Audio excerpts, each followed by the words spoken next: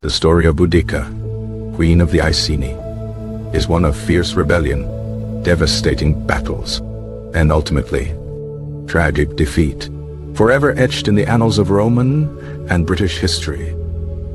Born sometime in the early decades of the 1st century AD, Boudicca's exact birth date and even her full name remain shrouded in mystery, adding to the aura of legend that surrounds her. What is known is that she was a noble woman, a queen in her own right, ruling the Iceni tribe inhabiting the territory of present-day Norfolk in eastern England.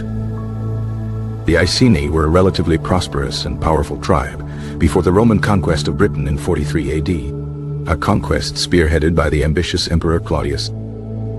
Initially, the Romans allowed the Iceni to retain a degree of autonomy, recognizing their queen, Boudicca, and her husband, Prasutagus, as rulers. Prasutagus, to secure the future of his kingdom and protect his daughters, made a seemingly advantageous decision. He named the Roman Emperor Nero as co-heir to his kingdom alongside his own daughters. His reasoning was that by acknowledging Roman authority and sharing his inheritance, he could ensure the Iceni's continued independence and avoid direct Roman intervention.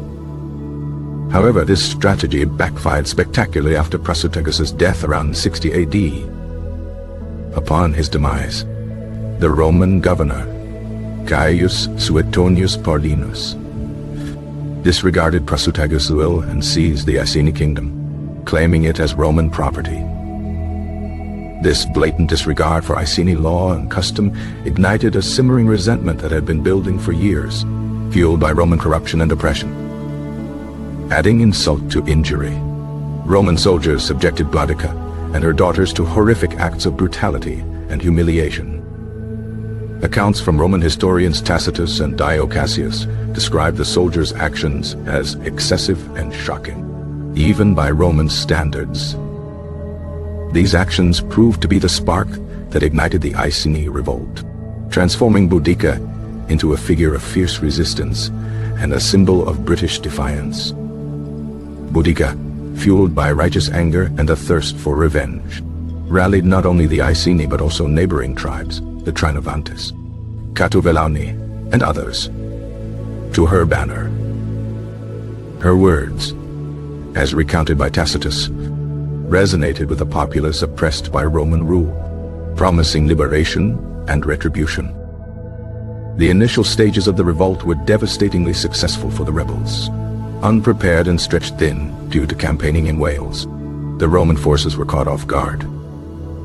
The rebels first targeted Camulodunum, Colchester, the Roman capital of Britain and a symbol of Roman power and wealth. The Roman settlement was utterly destroyed. Its inhabitants, soldiers, civilians, and even Boudicca's own daughters had been invited and then slaughtered, massacred with brutal efficiency. Next, the rebels marched on Londinium, London, then a thriving commercial center and another key Roman outpost. Londinium, similarly ill-prepared, suffered a fate even more horrific than Camulodunum. The city was sacked, its residents slaughtered, and its buildings burned to the ground. Dio Cassius estimated that around 70,000 Roman citizens and allies perished in these initial attacks, a staggering loss of life that shook the Roman Empire to its core. The speed and ferocity of the rebellion caught the Roman governor, Gaius Suetonius Paulinus, completely by surprise. He was campaigning in Wales at the time, attempting to quell another uprising. Paulinus rushed back to confront the rebels, but the sheer size of the rebel army, estimated by Tacitus to be as many as 100,000, posed a formidable challenge. The two forces finally clashed at the Battle of Watling Street, somewhere in present-day Warwickshire. Despite being outnumbered, the Roman army, better equipped and disciplined, held a significant advantage. Tacitus describes the rebel army as a disorganized mob, hampered by the presence of non-combatants, families, and slaves who accompanied the warriors. Boudicca herself, driving a chariot and clad in bronze armor, led the charge, inspiring her troops with her fierce presence. The battle was a brutal and bloody affair, with heavy losses on both sides.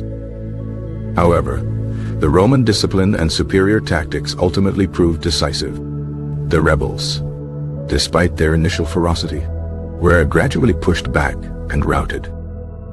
Boudicca, realizing the battle was lost, is said to have either fallen on her own sword or taken poison to avoid capture, according to Tacitus.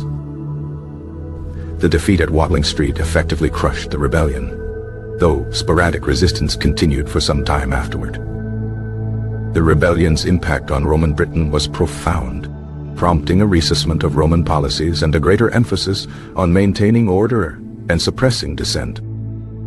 The stories of Boudicca's courage and defiance resonated far beyond the immediate conflict, transforming her into a legendary figure of British resistance. Roman historians, while portraying her as a ruthless and barbaric leader, nevertheless acknowledged her strength and determination. In later centuries, Boudicca became a potent symbol of British national identity, embodying the spirit of defiance against foreign oppression. Statues and monuments were erected in her honor, and her story became a staple of British literature and art.